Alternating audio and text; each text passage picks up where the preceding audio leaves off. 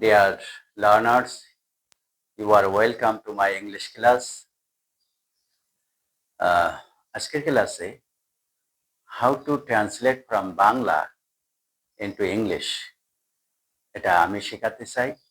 বাংলা আমাদের খুব সুন্দর একটা প্রতিচ্ছবি, সব সময় অনর্গল চলে আসে কোনো একটা বর্ণনা লেখার জন্য, কিন্তু এটা ইংরেজি করা আমাদের পক্ষে, অনেকের পক্ষে খুব কঠিন মনে হয়। এই বিষয়গুলো সহজতার পথে আমি কিছু নির্দেশনা দিচ্ছি।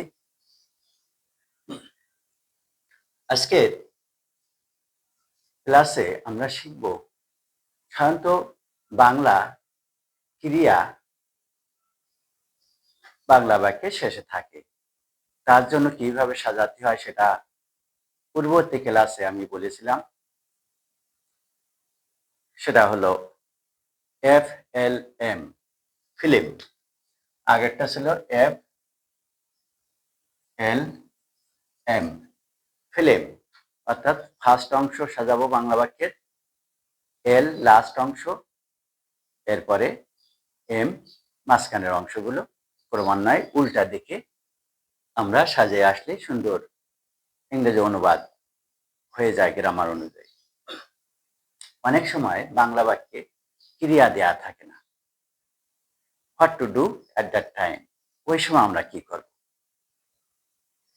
বাংলা বাক্যে ক্রিয়া যদি না থাকে আমরা একে অনুক্ত ক্রিয়া বলে থাকি। অনুক্ত ক্রিয়া বলা হয় এই অনুক্ত ক্রিয়া স্থলে আমাদের একটা ভাব ইংরেজিতে অবশ্যই আনতে হবে, কারণ ইংরেজি স্ট্রাকচারটা হলো সাবজেক্ট ভার্ব অবজেক্ট, এক কথায় শুভ, সাবজেক্ট ভার্ব অবজেক্ট, মনে রাখতে হবে শুভ।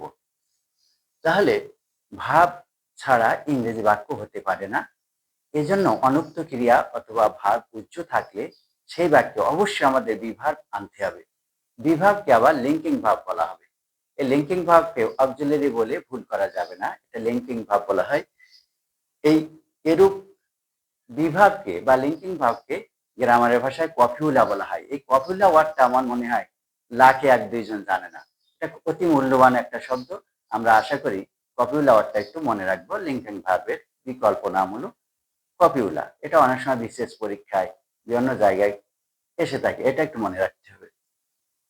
দেখি আমরা বাংলা বাক্যে অনুক্ত ক্রিয়া থাকলে আমরা কিভাবে ইংরেজি অনুবাদ করব। অনুক্ত ক্রিয়াস্থলে আমরা অবশ্যই বিভাব ব্যবহার করব, যাকে লিঙ্কিং ভার্ব বা কপিউলা বলা হয়। স্ট্রাকচার হবে subject plus be plus complement. আমরা বিভার্বের পরে অবজেক্ট কিন্তু বলতে পারবো না, বিভার্বের পরে অংশকে এক্সটেনশন বলা হবে অথবা কমপ্লিমেন্ট বলা হবে, এটা কিন্তু আমরা একটু মনে রাখবো। তো বাংলা বাক্যের প্রথম অংশ প্লাস বিভার্ব আনবো প্লাস শেষ অংশ আনবো, অর্থাৎ সাজানোর অংশ হলো বাংলা প্রথম সাবজেক্ট আছে, সাবজেক্টে আনবো, ভার্বের স্থলে বিভার্ব আনবো, পরবর্তী অবজেক্ট বা কমপ্লিমেন্ট বা এক্সটেনশন যাই থাকুক না পরবর্তী অংশ বাংলা বাক্যে লিখবো। যেমন বাংলাদেশ একটি উন্নয়নশীল দেশ, সাবজেক্ট বাংলাদেশ, এই বাক্যের শেষে কোনো ভার্ব নাই, অনুক্ত ক্রিয়া, সুতরাং এখানে আমরা বিভার্ব আনবো।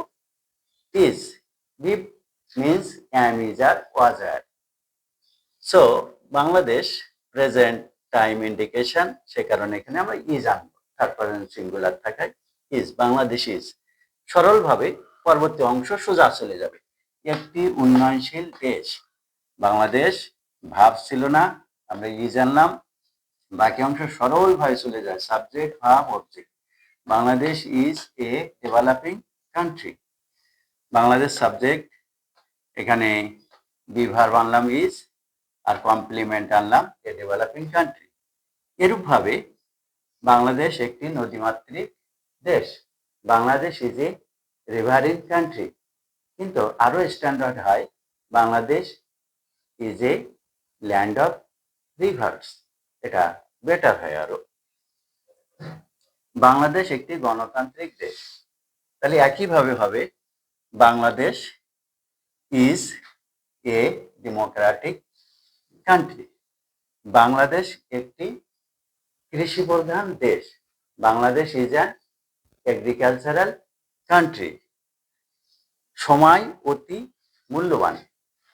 টাইমের পরে ভাব নাই, আমরা এখানে এই আরো স্থলে আমরা লিঙ্কিং ভাবে আমি যারা আনবো তা নাহলে শুদ্ধ হবে না। Time is very valuable. শিক্ষক জাতির নির্মাতা, ভাব নেই।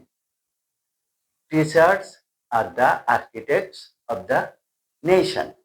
এমনভাবে আমরা আরো কিছু বাংলা বাক্য তৈরি করব যেখানে ক্রিয়া নাই, অনুক্ত ক্রিয়া বাংলা ব্যাকরণের ভাষায় আমরা বলি, এবং বিভার বা কমপ্লিমেন্ট বা কপিউলা যোগে আমরা বাসায় একটু প্র্যাকটিস করব। আশা করি প্রতিদিন এইভাবে আমরা একটু একটু করে এগুলে আমরা 6 মাস, 9 মাস, 1 বছরে ধারাবাহিকভাবে আমরা অনেক দূরে এগোতে পারবো। আর প্রতিদিন প্রতিনিয়ত এই ক্ষুদ্র চ্যানেলটি এবং উপকারী চ্যানেলটি আপনার পাশে রাখতে সাবস্ক্রাইব করুন, তাহলে আমার এই লোড দেওয়ার সাথে সাথে আপনার ওখানে অটোমেটিক্যালি চলে যাবে। ভুল করবেন না, ইংরেজি আন্তর্জাতিক ভাষা, এই ভাষা বিশ্বব্যাপী শেখার হেরেক পড়ে গেছে। এটা বৈশ্বিক ভাষা, সারা পৃথিবী যদি একটি দেশে পরিণত হয় একটি ভাষা হবে, সেটা হলো ইংলিশ। যদি তাই হয় এই ভাষা শেখার কোনো বিকল্প নাই। সবাইকে ধন্যবাদ, আবার দেখা হবে। আজকে এখানেই শেষ করলাম।